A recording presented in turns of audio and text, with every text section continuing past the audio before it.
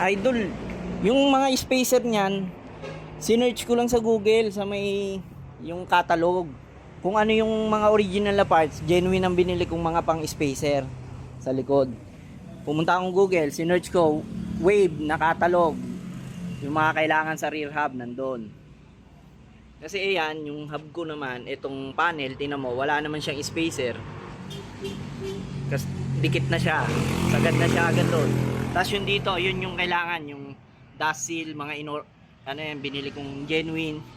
Yan, genuine yon, yung spacer na yun, pati yung sa loob. Yan. Tapos ito, ano to, yung rear wave na may plus 2, yung haba. Pag Raider kasi ang ginamit mo, sobrang haba. Yung rear ng Raider. Yan. Tapos tip ko lang sa inyo, pagka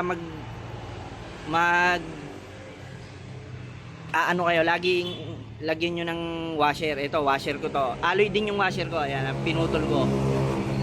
Kahit sa harap may washer yan. Ayan. Lalagyan akong washer. Kasi, pag hinihigpitan nyo to, kinakain niya yung alloy. Hanggang sa mapudpud na yung alloy. Ang pangit na tignan, di ba? Pangit na tignan. Eh, hindi katulad pag may washer. Yung washer lang ang pag hinigpitan nyo, yun lang yung kakayutin niya. O, yan.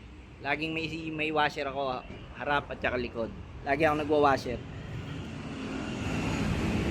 Yan. Tapos ito, sa Shopee ko na in-order yung mga yan. Sa TikTok shop ko, meron din. Sa may showcase.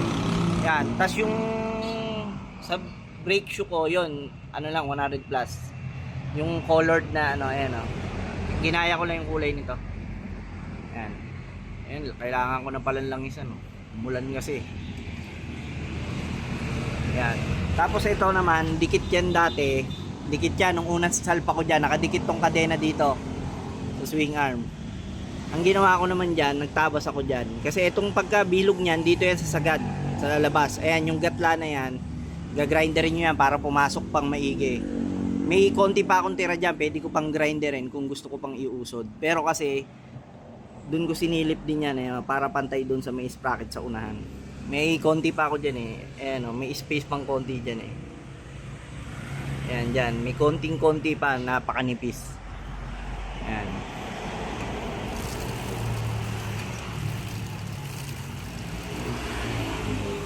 O, ayan, titigan mo na maigi. Yung sa colored chain naman, doon ako nag-lock sa kabila. Nasa likod ang lock para hindi hindi mahaluan ng itim. Ayan, dyan, ayan ang lock ko. Ang dami. Ito, naka-tubeless to at napapakita ko sa inyo yung mga butas ng gulong. Pudpud na kasi, wala pa akong pambili eh. 800 din eh. Ayan, ang dami oh. Tire sealant yan, yung lumalabas. O, bilangin natin ha. Isa. Ito, tandaan natin ito malaki. Isa. 2, 3, 4, 5, 6, 7, 8,